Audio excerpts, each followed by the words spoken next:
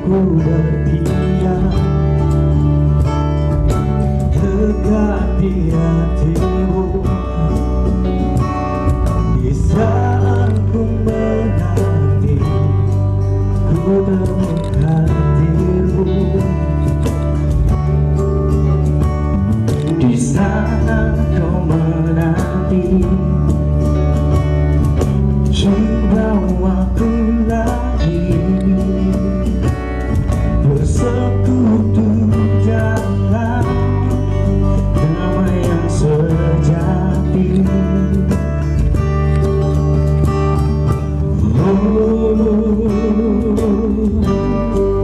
Ku jamba hadirmu.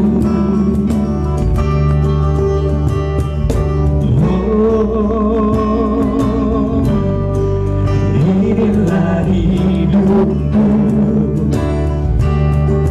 hidupku hanyalah untukmu. Segenap hatiku aku akan kebaikanmu, dan napasku menciptakan kasihmu.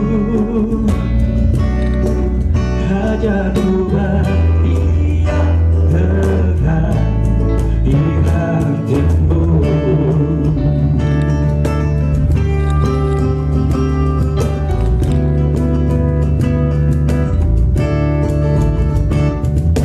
Hajarku berdiam, Jatuh berdiam dekat di hatimu, dekat di hatimu. di saat ku menanti, ku tercintamu. Di sana kau menanti, Sana ku menanti, jumpa aku lagi, bawa aku lagi, bersekutu dalam damai yang sejati.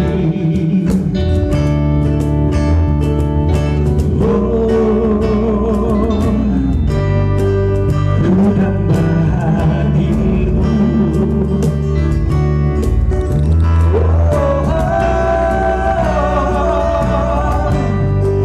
Inilah hidupku, hidupku hanya untukmu. Segenap hatiku tahu akan kebaikanmu, dan napasku, dan napasku menciptakan kasihmu. Hanya ku berdiam dekat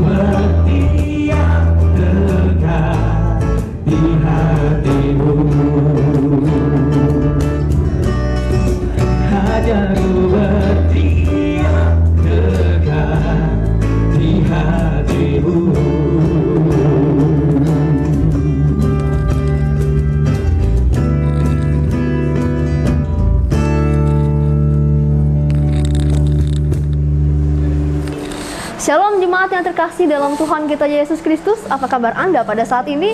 Tentunya kasih, sukacita, dan damai sejahtera senantiasa bersama kita selaku umat percaya.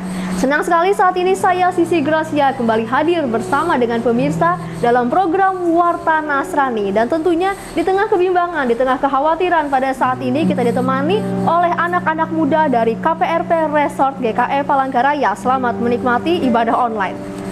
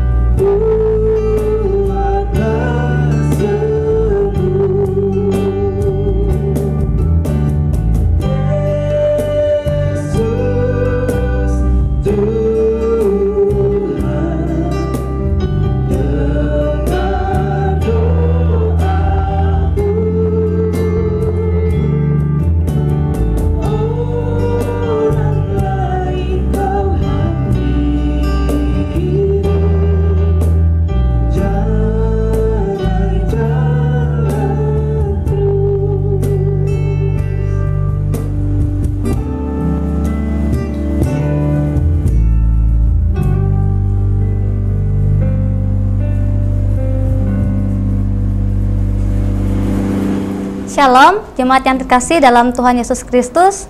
Hari ini saya akan membawa jemaat sekalian untuk membaca dari Perjanjian Baru, yaitu dari surat Yakobus pasal yang pertama, ayat yang kedua sampai yang keempat, di bawah dengan perikop iman dan hikmat, yang akan saya bacakan demikian. Saudara-saudaraku, anggaplah sebagai suatu kebahagiaan apabila kamu jatuh ke dalam berbagai-bagai pencobaan. Sebab kamu tahu bahwa ujian terhadap imanmu itu menghasilkan ketekunan. Dan biarkanlah ketekunan itu memperoleh buah yang matang, supaya kamu menjadi sempurna dan utuh dan tidak kekurangan suatu apapun. Amin. Jadi ibu bapak saudara-saudari yang dikasihi dalam Tuhan Yesus Kristus, dalam perikop ini tentang iman dan hikmat, saya ingin menyampaikan bahwa surat Yakobus ini berisikan surat untuk 12 suku di perantauan, surat yang dikirimkan dari Yakobus untuk ke-12 suku di perantauan mengenai iman dan hikmat. Iman yang kita tahu bahwa iman kepercayaan terhadap Tuhan Yesus Kristus, dan hikmat adalah dalam kamus Alkitab menjabarkan bahwa kebijaksanaan seseorang akan kebenaran firman atau imannya itu sendiri. Jadi ibu bapak, saudara-saudari yang terkasih, bagaimana surat ini mengajarkan iman dan hikmat itu harus seimbang. Bagaimana kita memiliki iman? Iman itu tidak dapat diukur dengan sesuatu apapun, tidak dapat dinilai dengan apapun juga, tetapi bagaimana iman itu dapat diimbangi dengan kebijaksanaan seseorang dalam menjalaninya. Jadi saya ingin mengajak untuk saudara-saudari, terkhususnya anak muda, bagaimana kita beriman dan kita juga berhikmat. Saya ada contoh, ada satu ilustrasi mengenai sebuah kunci. Kita punya kunci motor atau kunci rumah. Kita ibaratkan ada kunci rumah. Kunci rumah itu pasti ada pintu depan, pintu belakang, pintu kamar, dan banyak pintu di dalam rumah. Kita gabung menjadi satu kunci di dalam semuanya. Kita tidak dapat menggunakan kunci dapur atau kunci pintu belakang untuk membuka pintu yang ada di depan. Begitu juga dengan iman. Saya akan mengajak teman-teman atau ibu bapak saudara-saudari mengenai iman itu sendiri. Yang pertama, ada iman yang salah.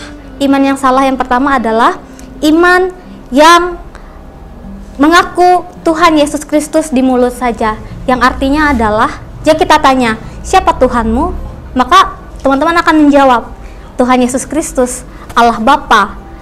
Tetapi kita tidak mengimani apa yang kita sebut itu. Yang kedua, ada disebutkan namanya iman yang hanya di pikiran saja. Jika saya bertanya, apakah saudara-saudari tahu di mana Tuhan Yesus lahir? Pasti semua akan tahu di mana jawabannya. Atau saya bertanya, berapa murid Yesus? Pasti teman-teman semua akan tahu jawabannya, 12. Tetapi sepintar apapun kita mengenai isi Alkitab, pengetahuan tentang isi Alkitab, tetapi kita tidak mengaplikasinya di dalam kehidupannya, semua itu akan sia-sia. Dan terakhir ada namanya iman yang melompat di dalam gelap, yang artinya adalah iman yang hanya ikut-ikutan. Ilustrasinya seperti ini. Kita hanya mendengar, tetapi tidak melihat. Jika teman kita bilang, lompat, kita akan lompat. Jika teman kita mengatakan jalan 2 langkah, kita akan berjalan 2 langkah. Karena kita mendengar, ikut-ikutan saja apa yang orang bilang. Seperti itu juga dengan iman yang salah, iman yang ikut-ikutan. Kita ikut ibadah di sana, karena mungkin saya ibadah di sana, saya tidak merasakan apa yang seharusnya saya rasakan sama peribadahan. Jadi saya akan pindah. Begitu yang disebutkan dengan 3 contoh iman yang tidak tepat.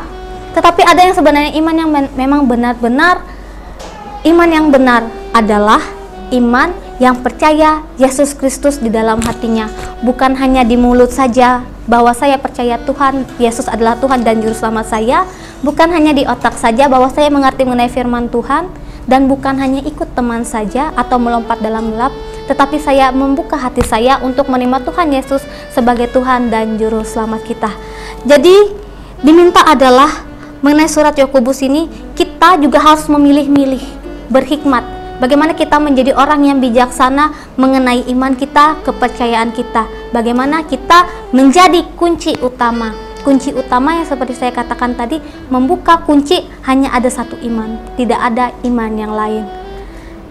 Jadi, ibu bapak saudara-saudari yang terkasih dalam Tuhan kita Yesus Kristus, bagaimana kita mengaplikasikan iman itu menjadi pedoman kita. Bukan hanya kita mengaku Tuhan di mulut, di pikiran, atau ikut-ikutan saja, tetapi kita mengaku Tuhan di dalam hati kita masing-masing. Tuhan Yesus memberkati kita semua. Shalom.